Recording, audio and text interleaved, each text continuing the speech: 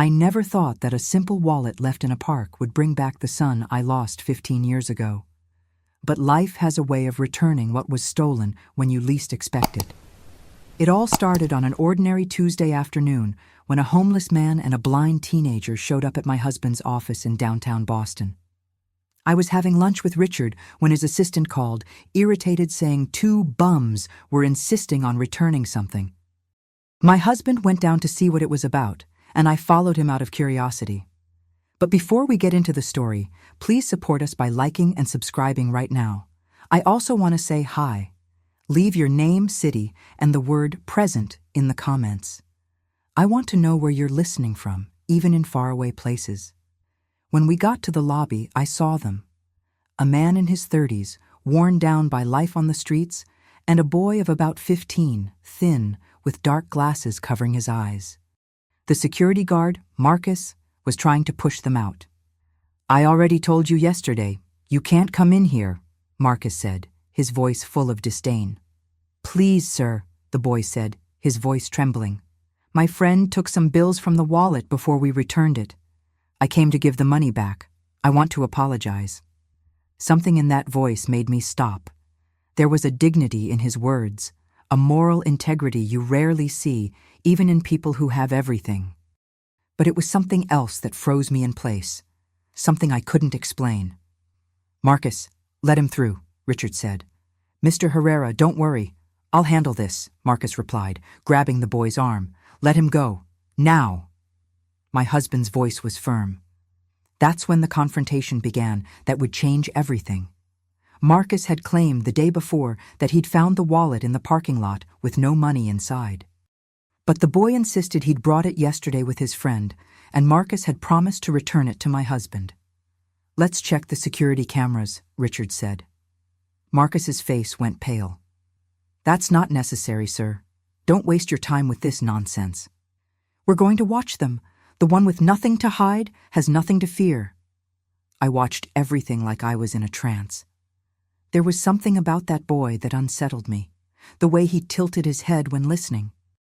The way he kept his hands clasped in front of him, something painfully familiar. The recordings proved the boy was telling the truth. Marcus had lied, stolen the money, and returned an empty wallet. In the ensuing confrontation, Marcus hit my husband and locked him in the conference room with the boy. What happened next seemed impossible. The blind boy picked the lock using a paperclip, a skill he'd learned on the streets. He saved my husband from what could have been a tragedy. That night, we invited them to dinner at our house as a thank you. That's when I heard the story that made my heart stop. The boy's name was Ethan. The homeless man, Jake, had found him as a newborn, abandoned on a street corner 15 years ago. "Someone just left him there," Jake explained, his eyes misting over. I heard him crying, went to check, and there he was. A tiny baby, wrapped in a hospital blanket, with a strange birthmark on his left shoulder. I couldn't leave him there. From that day on, Ethan and I have been together. My hands started shaking. I tried to hide it, but Richard noticed. He squeezed my hand under the table, and I knew he was thinking the same thing. 15 years ago, our newborn son disappeared from Boston General Hospital. The doctors said there had been complications during birth, that the baby would probably lose his sight. I'd just woken up from anesthesia when they told me they couldn't find my baby. They never found him. The police investigated for months, but it was like he'd vanished into thin air. I spent years imagining what had happened. Was my son alive? Was he well? Did he know he had a mother who never stopped looking for him? And now, sitting across from me, was a blind 15-year-old boy with a story that matched my nightmare perfectly. A baby abandoned on the street. The right age. The blindness the doctors had predicted. "Ethan, that birthmark you mentioned," I asked, trying to keep my voice steady. "Where exactly is it?" "On his left shoulder, ma'am," Jake replied. "It's kind of star-shaped. Always thought it was unique." The room spun. My son had been born with an identical birthmark. The doctors had commented on it, said it was rare, shaped like a constellation. "Are you okay, Elena?" Richard asked, concerned. Yes, just a little dizzy. It's been an emotional day. But I wasn't okay. Every fiber of my being was screaming that this boy was my son, that somehow, impossibly, after 15 years of searching, of crying, of wondering, he was here, in my house, alive. I couldn't say anything yet. I needed to be sure. I couldn't risk breaking apart again if I was wrong, but I also couldn't let him go without knowing the truth. "Richard," I said after dinner when the two were preparing to leave, "remember when we talked about hiring someone to help with the garden?" My husband looked at me, understanding immediately. "Jake, how would you like to work for us? We need a gardener, and Ethan could come every day. We could help him continue his studies." I saw the hope light up in Jake's eyes, and something inside me broke. This man, who had nothing, had saved my son when someone threw him away like trash. He'd loved him, protected him, raised him on the streets while I cried for my lost baby. "Really, sir?" Jake could barely believe it. I don't have experience or studies or anything." "That doesn't matter," I said. My voice choked. "What matters is that you're a good person, and good people are always welcome in our home." That night, after they left, I told Richard everything. My suspicions, the coincidences, the birthmark. "We need to be sure," he said, holding me while I cried. "Tomorrow I'll get a DNA sample. But Elena, if he really is our son, who took him? Who would do something like that?" I already knew the answer. There was only one person who'd been in that hospital room when my baby disappeared. One person who'd had the opportunity. One person who'd never accepted that my son would be born with a disability. My mother-in-law, Gloria. The memories came flooding back that night after 15 years of trying to forget. Richard fell asleep beside me, but I stayed awake, reliving that day that destroyed my life. I was 25 when I got pregnant. Richard and I had been married for 2 years, and the news filled us with joy. But from the beginning, Gloria made her disapproval clear. She thought we were too young, that I wasn't good enough for her son, that we should wait. When complications arose during the 8th month, and the doctors warned us the baby might be born blind, Gloria's reaction was chilling. "A disabled child?" she'd said, her face contorted with disgust. "In our family? Absolutely not, Elena. You need to consider your options." "Options?" I couldn't believe what I was hearing. "He's my son, your grandson." "He's defective. Do you really want to ruin Richard's life, your life, with a child who will be a burden forever?" I'd told Richard about that conversation, but he'd assured me his mother would change her mind once the baby was born. That maternal love would overcome any prejudice. How wrong we were.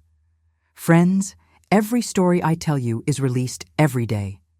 But YouTube will only show them to you if you tap the red subscribe button. Please do it now while I'm speaking.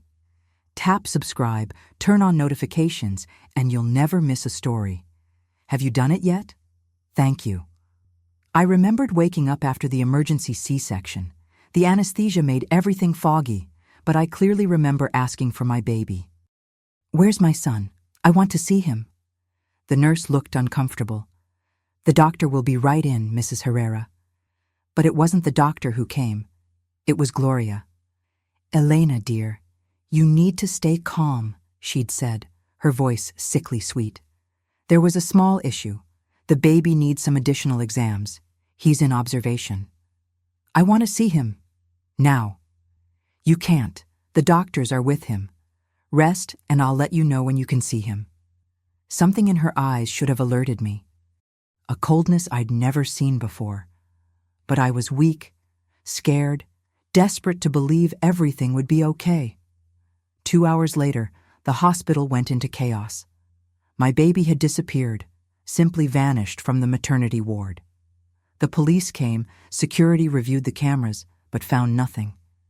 It was as if my son had evaporated into thin air. I spent months in deep depression. Richard tried to be strong for both of us, but I could see the pain destroying him too. We investigated, hired private detectives, offered rewards. Nothing. Gloria consoled us, helped us, was always there. And all that time, she was hiding the truth. Now, lying in the darkness, I understood everything. She'd had the opportunity. She'd been alone with my baby while I recovered. She'd known about the blindness before anyone. And she'd decided my son wasn't worthy of living in her family. The rage that filled me was almost unbearable. But I needed proof. I needed to be absolutely certain before accusing her. The next morning, Richard hired a specialized clinic for the DNA test. The tricky part was getting Ethan's sample without raising suspicions. "I'll find a way," I told Richard. "I'll make it seem natural." When Ethan came home that afternoon for his daily Braille lesson, I'd insisted on teaching him myself. I saw my chance. "Ethan, you have something stuck in your hair," I said, carefully removing a small twig I'd deliberately placed there earlier. "Let me help you." As I pretended to clean the twig, I collected several hair strands with the roots. It was enough for the test. "There, all clean," I said, my voice shaking. "Thank you, Mrs. Herrera. You're always so kind to me." The innocence in his voice broke my heart. My son. My baby, who'd spent 15 years living on the streets while I cried for him every night. "Ethan," I said impulsively, "has Jake ever told you anything else about the day he found you?" The boy thought for a moment. He said I was wrapped in a hospital blanket, blue with little bears on it, and that there was a strange mark on my shoulder. He always said it looked like stars. My hospital, my blanket. The birthmark I'd kissed before they took him for exams. "Why do you ask, Mrs. Herrera?" "Oh, nothing, dear. I was just curious. Now, shall we continue with the Braille lesson?" But inside, I was screaming. Every day that passed without confirmation was torture. I wanted to hug him, tell him the truth, give him all the love he'd been denied for 15 years. But I forced myself to wait. 3 days later, the results arrived in a sealed envelope. Richard and I sat in his study, both too afraid to open it. "What if I'm wrong?" I whispered. "What if it's just cruel coincidence?" "Then we'll keep looking," Richard said, taking my hand. "But Elena, you and I both know. We knew it the moment we saw him." With trembling hands, I opened the envelope. 99.9% probability of biological relationship. The paper fell from my hands. After 15 years of searching, of crying, of wondering, I'd found my son. He'd been returned to me by the irony of a lost wallet and the integrity of a homeless man who'd been more of a father than anyone in our family. "We need to confront my mother," Richard said, his voice hard as steel. "We need to hear it from her own mouth." "No, yet?" I replied, wiping away my tears. "First, I need time with him. I need to know my son before everything falls apart. Because, Richard, when Gloria finds out we know the truth, she'll do anything to keep it hidden." I had no idea how right I was. Gloria wasn't just going to try to hide the truth. She was going to try to erase it permanently, and she would almost succeed. Living with the truth while pretending nothing was wrong was the hardest thing I'd ever done. Every time I saw Ethan, my heart broke a little more. My son, my baby, who'd spent 15 years surviving on the streets while I mourned him. But I couldn't say anything yet. Richard and I agreed we needed a plan. We needed undeniable proof of what Gloria had done before confronting her. So I endured, taught Ethan Braille, listened to him talk about life on the streets, and died a little inside every time he called me Mrs. Herrera. Gloria sensed something was wrong. I could see it in the way she watched me, in her increasing hostility toward Ethan and Jake. She complained constantly about having that trash in her house, made cutting comments, treated them with obvious disdain. "Elena, you're too attached to that boy," she said one afternoon, her voice dripping with false concern. "It's not healthy. You need to move on from what happened 15 years ago." The irony of hearing those words from her was almost unbearable. But I smiled and nodded, pretending to accept her advice. "You're right, Gloria. Maybe I'm just seeing him as a replacement for what I lost." Her expression relaxed. She thought she'd won. 2 weeks after getting the DNA results, I made a mistake.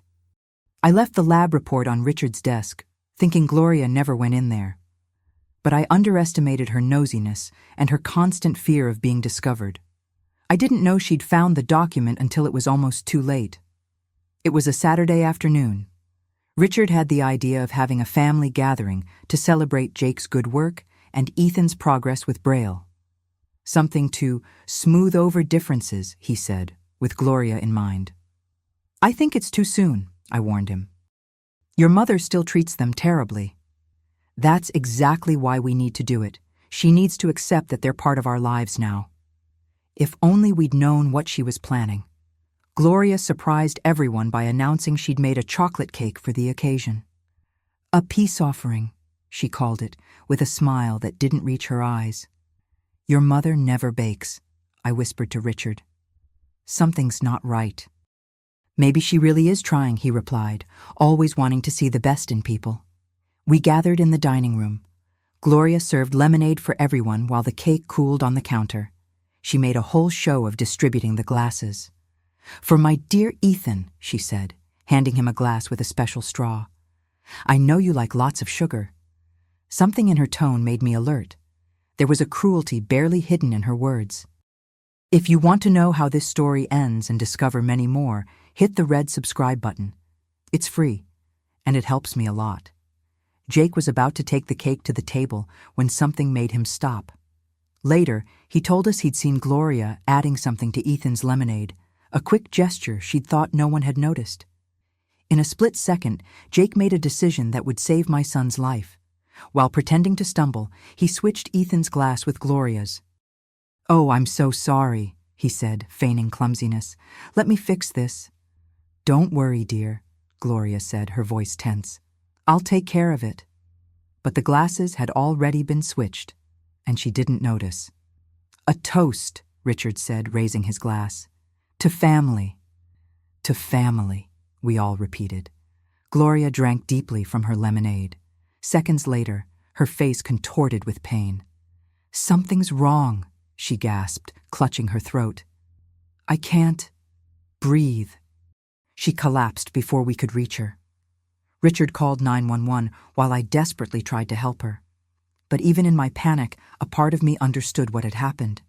She'd tried to poison my son, and by a twist of fate, she'd drunk her own poison. The paramedics arrived within minutes.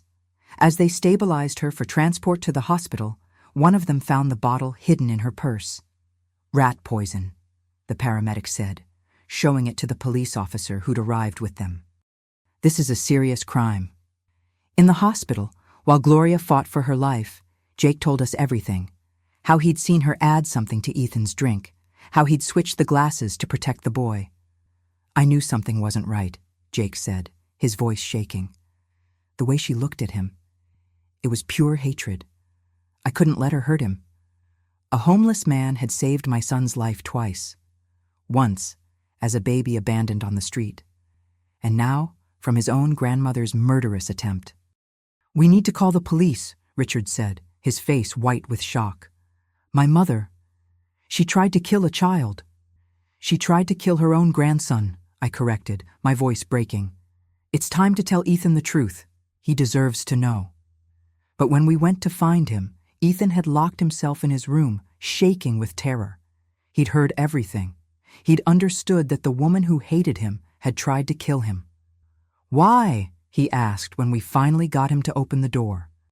What did I do to her? You did nothing wrong, I said, kneeling in front of him. Ethan, there's something I need to tell you, something wonderful and terrible at the same time. And right there, with Richard by my side and Jake watching with tears in his eyes, I told my son the truth. I'm your mother, Ethan. 15 years ago, you were stolen from me at the hospital. Gloria took you and abandoned you on the street because you were going to be born blind. But now, thank God we're together again. The silence that followed seemed eternal. Ethan, my son, my baby, looked at me with those eyes that couldn't see, and I saw tears streaming down his cheeks. You're my mother? His voice was barely a whisper. Yes, my love. I've been looking for you for 15 years, and I promise I'll never let anyone hurt you again. Gloria survived the poisoning. The doctors said it was a miracle. She'd only drunk a small amount of the tainted lemonade before collapsing. But there would be no miraculous escape from what came next. As soon as she was stable enough to talk, the police came. So did Richard and I. We wanted to hear her confession with our own ears. She looked small in that hospital bed, hooked up to machines, her usual arrogance replaced by something that looked like fear. But even then, even knowing she'd been caught, Gloria tried to maintain control. "Son," she said when she saw Richard, her voice weak but manipulative, "thank God you're here. That homeless man tried to poison me. He switched the glasses. Enough." Richard's voice was ice. "We know everything, Mother. We know what you did 15 years ago. We know what you tried to do now." I watched her face change as realization set in. She'd underestimated us. Underestimated the power of a mother's intuition and a father's determination. "I don't know what you're talking about," she said, but her voice wavered. "We have the DNA results," I said, pulling the paper from my purse. 99.9% match. Ethan is our son, the son you stole from us, the son you threw away like garbage because he wasn't perfect enough for your precious family legacy. Gloria's mask finally cracked. The fear in her eyes was replaced by something uglier, defiance mixed with a twisted sense of righteousness. "You don't understand," she hissed. "I did it for you, for our family. Do you have any idea what it would have been like raising a blind child? The shame, the burden? People would have pitied us, talked about us. I saved you from that life." The words hit me like physical blows. She really believed it. She really thought abandoning a newborn baby to die on the streets was somehow an act of mercy. "You saved us?" Richard's voice was shaking with rage. "You destroyed us. You took our son and left Elena broken for 15 years. You let us believe our child was dead or suffering somewhere while you—" He stopped, too angry to continue. "He was defective." Gloria's voice rose, the machines around her beeping faster. "A blind child has no place in our family. Can you imagine what people would say, what it would do to Richard's career, to our standing in society?" "He's a human being," I shouted. "He's my son. You had no right." "I had every right. I'm the matriarch of this family. I've built everything we have. I wasn't going to let some disabled child ruin it all." The police officer in the corner of the room had heard enough. "Mrs. Herrera, I need to inform you that you're under arrest for kidnapping, child abandonment, and attempted murder." "You have the right to remain silent." "Don't you dare arrest me!" Gloria shrieked. "I'm a Herrera. Do you know who we are? I'll have your badge." "Mother." Richard's voice cut through her rant like a knife. "You're going to prison, and I'm going to make sure you stay there for the rest of your life. You tried to kill our son twice. First as a baby, then as a teenager. There's no coming back from that." I saw something break in Gloria's expression then. The realization that she'd lost. That her son, her precious only child, was done with her forever. "Richard, please," she whimpered, suddenly pathetic. "I'm your mother. You can't abandon me. You can't—" "You abandoned my son on a street corner to die," Richard said, his voice deadly calm. "You gave up any right to call yourself family when you did that. You gave up any right to mercy when you tried to poison him. You're dead to me, Mother. As of this moment, you have no son." The sound that came from Gloria then was almost inhuman. A wail of rage and loss and denial all mixed together. The police had to restrain her as she tried to get out of the bed, screaming at Richard, at me, at everyone. "You'll regret this, both of you. That boy has poisoned you against me. He's trash. He's—" I didn't hear the rest. Richard and I walked out of that room and didn't look back. In the hallway, I finally broke down. All the fear, all the rage, all the relief of the past weeks came pouring out. Richard held me while I sobbed, both of us trying to process what had just happened. "Is it really over?" I asked when I could finally speak again. "It's over," Richard confirmed. The lawyers say with the evidence we have, the DNA test, the poison, the security footage from 15 years ago that the police are reviewing, she'll spend the rest of her life in prison. Good, I said, and I meant it. The woman who'd called herself my mother-in-law, who'd smiled at me while knowing she'd stolen my baby, deserved every moment of suffering coming to her. But there was someone else we needed to think about. Someone who deserved answers and love and everything we'd been unable to give him for 15 years. Let's go home, I said. Let's go home to our son. When we arrived back at the house, we found Ethan and Jake in the living room. Jake was holding Ethan, who was crying softly. They both looked up when we entered, fear and hope mixed on their faces. Is it true? Ethan asked, his voice small. All of it? Am I really your son? I crossed the room and knelt in front of him, taking his hands in mine. Yes, my love, you're our son. You've always been our son, and we're never going to let anyone hurt you again. What about Jake? Ethan's voice was panicked. He raised me. He took care of me when no one else would. He's my dad in every way that matters. I can't lose him, too. I looked at Jake, this man who'd saved my son not once but twice, who'd loved him when he had every reason to walk away. Jake isn't going anywhere, Richard said firmly. You're part of this family too now, both of you, always. The weeks that followed were strange, a mixture of joy and adjustment that none of us quite knew how to navigate. Ethan was our son, legally and biologically, but 15 years of separation couldn't be erased overnight. He had nightmares. He woke up screaming, thinking he was back on the streets, cold and hungry. I would run to his room and hold him, whispering that he was safe now, that he was home. Sometimes he let me comfort him. Sometimes he pulled away, confused about who I really was to him. Jake stayed in the guest house, close enough to help but giving us space to rebuild our family. Ethan needed him, needed that constant presence who'd been there through everything. And I was grateful for him, even as part of me ached that another man had raised my son. He loves you, Jake told me one evening when he found me crying in the garden. It's just hard for him to understand how to love two parents when he's only ever known one. I know, I said, wiping my tears. I missed so much. His first words, his first steps, 15 years of birthdays and Christmases. I can never get that back.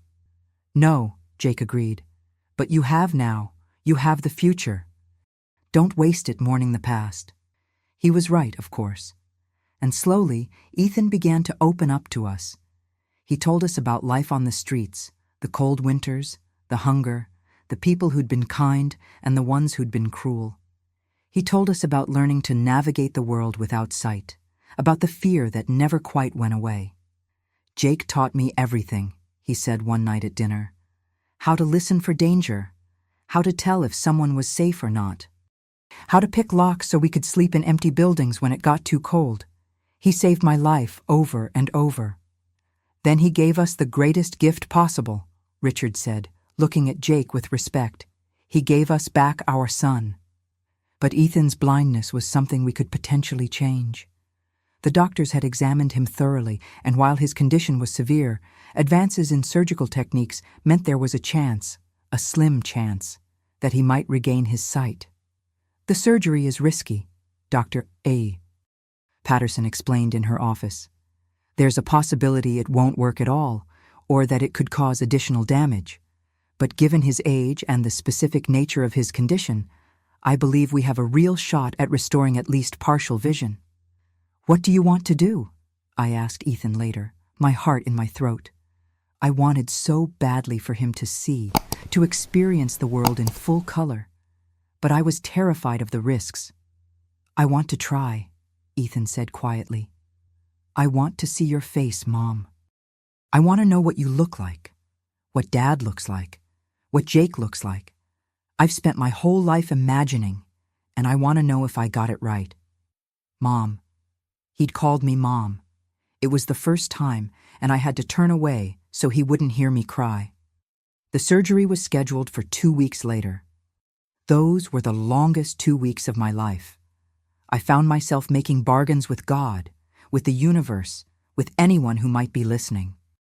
I promised to be a better person, to help others, to do anything if only my son could see. On the morning of the surgery, we all gathered at Boston General, ironically, the same hospital where Ethan had been born and stolen from 15 years ago. Richard held my hand so tight, it hurt. Jake paced the waiting room like a caged animal. We were all terrified. Mr. and Mrs. Herrera? A nurse appeared after what felt like days, but was only 4 hours. Dr. Patterson will see you now. My legs almost gave out as we followed her down the hallway. Richard caught me, held me up. Whatever came next, we'd face it together. Dr. Patterson was smiling. The surgery was a success, she said, and I started crying before she could continue. We won't know the full extent of his vision restoration for a few days. He'll need to adjust gradually, but the procedure went exactly as planned. I'm very optimistic. They let us see him an hour later. He was still groggy from anesthesia, his eyes covered in bandages. "Mom?" His voice was sleepy. "Is that you?" "I'm here, baby. Dad's here too, and Jake." "Did it work?" "We won't know for a few days," I said, stroking his hair. "But the surgery went well. Dr. Patterson is very hopeful." "I had a dream," Ethan murmured, his words slurred from the medication. "I dreamed I could see you, and you were beautiful. You were smiling at me, and everything was okay." "Everything is okay," I whispered. Everything is finally okay. 3 days later, Dr. Patterson came to remove the bandages. My hands were shaking so badly, Richard had to hold them still. "Ethan, I'm going to take these off now," Dr. Patterson said gently. "Open your eyes slowly. The light will be very bright at first. Don't try to focus on anything specific. Just let your eyes adjust." We all held our breath as she unwrapped the gauze, layer by layer. Ethan's eyes were closed underneath, and for a moment he kept them that way, afraid of what he might or might not see. "It's okay," I said softly. "Take your time." Slowly, so slowly, Ethan opened his eyes. The gasp that came from him made my heart stop. He blinked, squinted against the light, blinked again. "I can see," he whispered. "I can see." His eyes found mine, really found them for the first time, and I watched as he took in my face. Tears started streaming down his cheeks. "You're beautiful, Mom, just like in my dream. You're beautiful." I pulled him into my arms, both of us crying, and I felt 15 years of pain finally start to heal. 6 months later, life had settled into a new normal.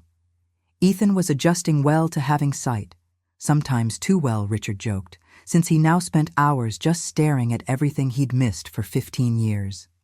Gloria was serving a 30-year sentence for kidnapping, child abandonment, and attempted murder. The trial had been brutal, with her lawyers trying every tactic to paint her as a concerned grandmother who'd made a difficult choice. The jury didn't buy it. Neither did the judge, who called her actions among the most callous and premeditated crimes he'd seen in his career. She tried to contact us several times from prison. Letters, phone calls, messages through her lawyers. Richard returned them all unopened. She'd made her choices 15 years ago. Now she could live with the consequences. Jake had officially moved into the guest house, and we'd started the process of legally making him Ethan's co-guardian. He'd earned that right 1,000 times over. More than that, he'd earned our eternal gratitude and love. He was family now, in every sense of the word. Ethan was enrolled in school, a private academy that specialized in students with unique backgrounds. He struggled sometimes, trying to catch up on 15 years of missed education, but his determination was fierce. He wanted to be a lawyer, he told us. He wanted to help people who couldn't help themselves. "Like Jake helped me," he explained. "Like you helped me. I want to give that back." I couldn't have been prouder. One evening, Richard found me in Ethan's room, watching him sleep. It was something I did often, still not quite believing he was real, that he was home. "You know," Richard said softly, "sometimes I wonder if Gloria did us a horrible favor." I looked at him, shocked. "What?" If she hadn't taken him, he would have grown up spoiled and privileged, never knowing hardship. Instead, he grew up with Jake, learning compassion and resilience and integrity. He's an incredible young man because of what he went through, not in spite of it. That doesn't make what she did right, I said firmly. No, Richard agreed. Nothing makes it right. But maybe there's a reason for everything. Maybe Ethan was exactly where he needed to be, learning exactly what he needed to learn, so he could come home and be exactly who he is. I thought about that for a long time. About Jake finding a newborn on a street corner and choosing love over convenience. About a lost wallet bringing them back into our lives. About all the impossible coincidences that had aligned to give us back our son. Maybe, I said finally. Or maybe the universe is just chaotic, and we're lucky beyond measure. Or both, Richard said, kissing my forehead. Ethan stirred in his sleep, his eyes fluttering open. He saw us standing there and smiled, that beautiful smile I'd missed for 15 years.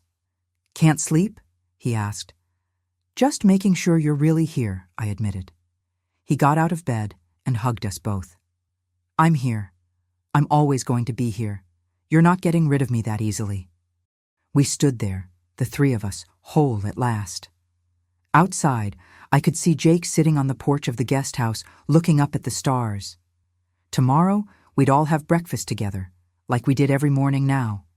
Tomorrow, Ethan would go to school, Richard to work, Jake to his gardening. Tomorrow, we'd continue building the life that had been stolen from us.